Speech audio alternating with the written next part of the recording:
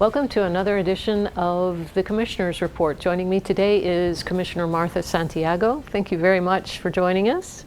Absolutely. Thank you so much again for having me here with you. I'm glad to. And a topic that's very important to everyone, and certainly something that the Commission has been working really hard on, is the impacts of COVID-19.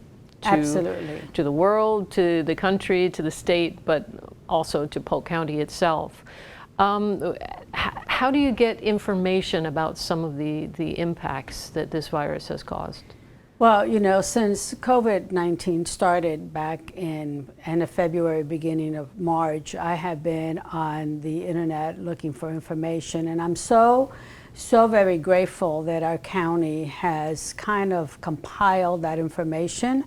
For us, I go on the website and we have a wonderful chart that comes out every single day that gives us all the information that we need as far as how many people have tested, how many people have tested positive, how many people are in the hospitals or have been hospitalized, and unfortunately how many deaths we have had because of the COVID. And then it also has, to the side of it, it has which counties or municipalities have had the cases of COVID, who's has had more, and of course that's Lakeland, Winter Haven, and then Davenport is to follow. So this information, in addition to everything else that's provided like by the state and by the national information, but this information specifically helps me to see how COVID is affecting Polk County, and I appreciate that very much. Yeah. I like the Polk County website because there's also a section for resources. What are your problems? What are your needs? Here are the solutions we have. It's really set up well. You know, resources are extremely important, and sometimes, and a lot what I hear is people don't know where to find the information for resources. And I tell the people all the time, go to the county website. They have everything that you need to know about that. And yes, you're right. They have information about unemployment. They have information about testing, or where the testing sites are going to be, and all the information that you need about testing. They have the information about CDC guidelines. I mean, they have everything that you possibly need to know to help you understand where you can go get your resources from. Yeah. And it's set up in a very helpful way, because when I looked at it, it was almost like a flow chart. It was sort of, okay, if this is your problem, call here. If this is is this yes or no, call here or here. It had a flow to it. You weren't searching through mounds of data to try and find out what you needed. Again, I have to say I appreciate the county for doing that, because it just simplifies things for people. Yeah. And sometimes you don't need a lot of words when you see a flow chart. One of the resources that I do want to make sure that people are aware of is the United Way, Central Florida.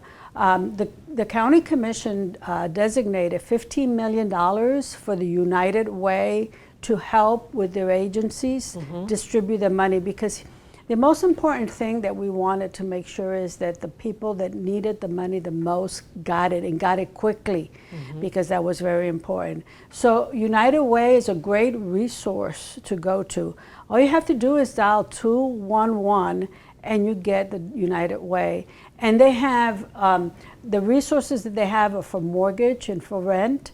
They have it for food, they have it for childcare, they have, well, it's all listed there. But these are the kind of things that our people need to know, the resources that they have there. And talking about resources, there's just, if you don't mind, I'm going to read some data, because the information that's been posted on the website and the county website about the COVID funding that we got, the Polk Cares. The Polk Cares, yep. Exactly, $126 million. The information that the county has put up, chart also, telling where the money went, who applied, how many, not who applied, but how many applied.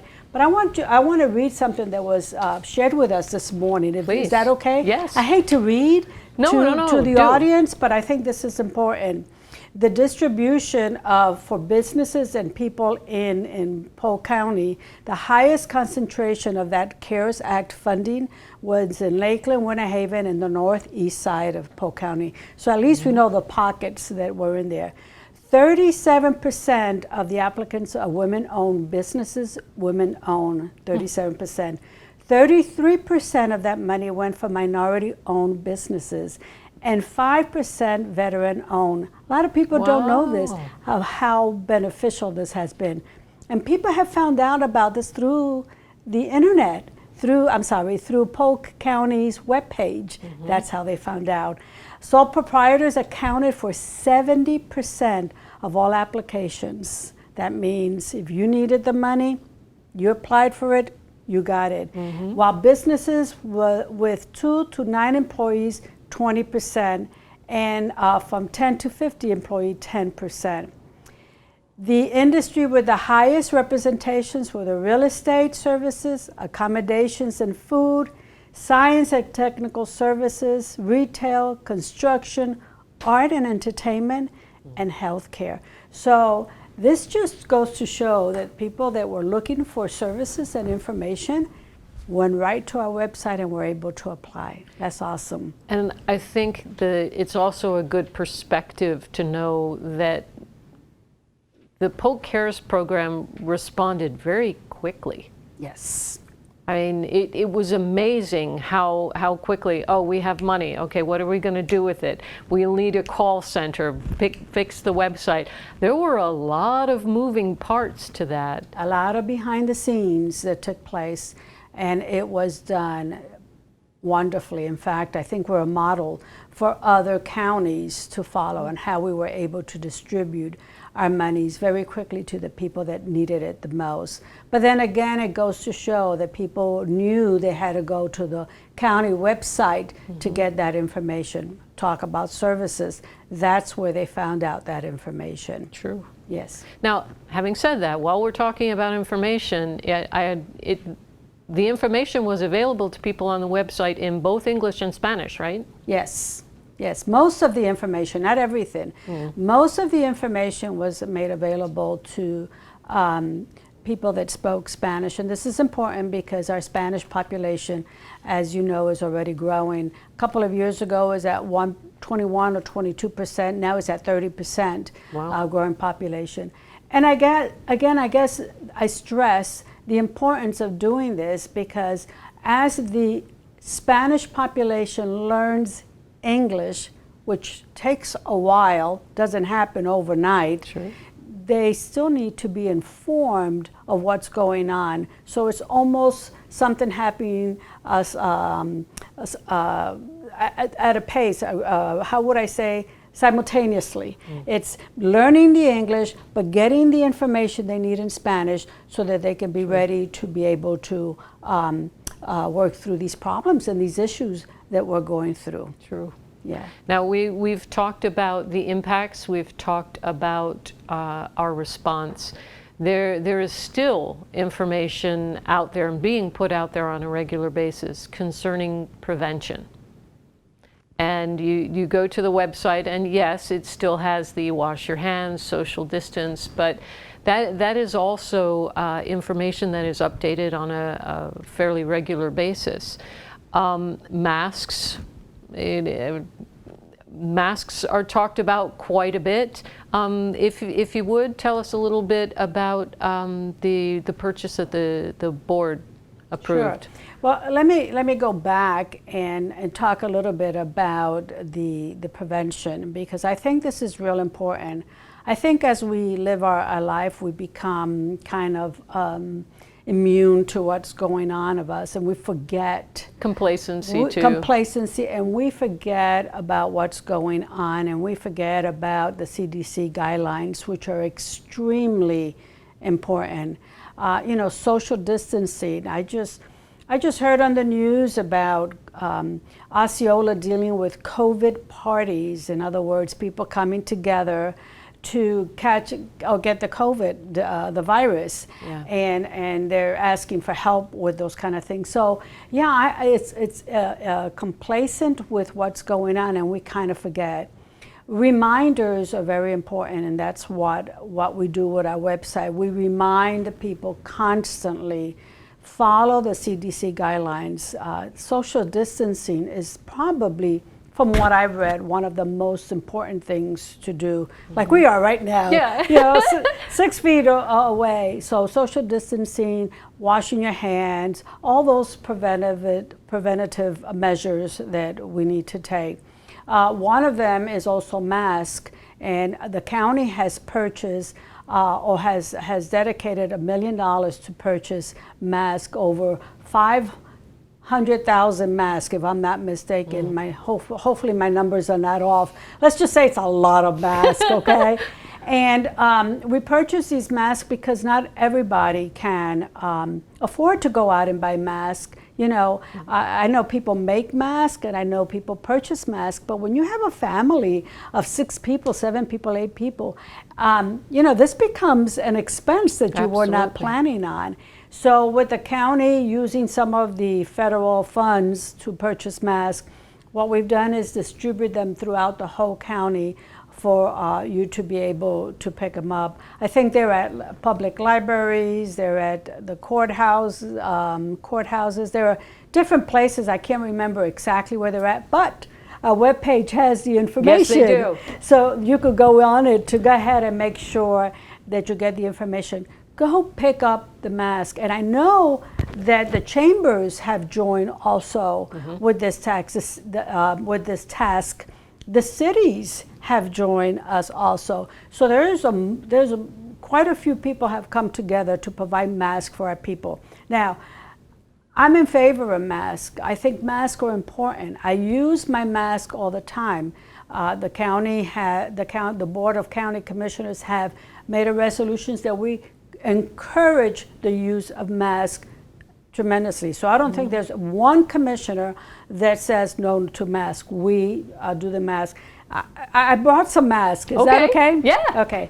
First of all, this is the county mask. This is the one that we're giving out, and people can go get this without any problem. For so many people. Yep. With the blue outside and the white inside. Okay, I am not a doctor or anything like that. I'm not in the health profession, but anyway, I've learned that, you know. So I have these in my car, and I'll tell you what, I carry some of these because sometimes I'm out and about, and you know, most businesses now you have to have a mask. And I've seen people go to the business and forget their mask at the car or something like that, and I'll just pull out my mask and give it to them. Then I have this mask that I wear and wash often, and this is my patriotic mask, and I keep this one in my purse all the time because like you, sometimes you go out, like I'm in my car, I take it off. There's no need for me to have it on, so I use that one. And then this one that is rolled up into a little ball is, I keep it in my car. Okay, so I have a mask that stays in my car all the time for me. You never know. I have one that stays in my purse, and I switch it. And then I have some in my purse that I'm able to give out to people as I see the need. Because masks are extremely important, and we should be wearing them. So I'm excited that the county has been able to, and the commissioners have been able to see the need for masks, and if we're encouraging the use of masks, then we need to make sure we help people with the mask. So I'm excited about that. But let me just say that masks do not take the place of all the other CDC guidelines. Because you have a mask on does not mean that you do not keep social distancing, and do not take care of washing your hands or using sanitizing or anything like that, because you still have your eyes exposed. Okay? So I don't want masks to give the false security that if you have a mask on, you're okay. I have hand sanitizer in my car. I use the hand sanitizer every time I can. I have it in my purse. So yeah, there's a lot of things that we can do to go ahead and slow down this virus. Well, thank you very much for joining us. for some great information and to let people know that there are tools and resources and things that are out there to help them through this time. Absolutely. Please check the county website. It gives you all the information that you can on how to deal with this COVID situation. Thank you for having me. I appreciate it. Thank you for coming. And thank you for joining us for another edition of the Commissioner's Report.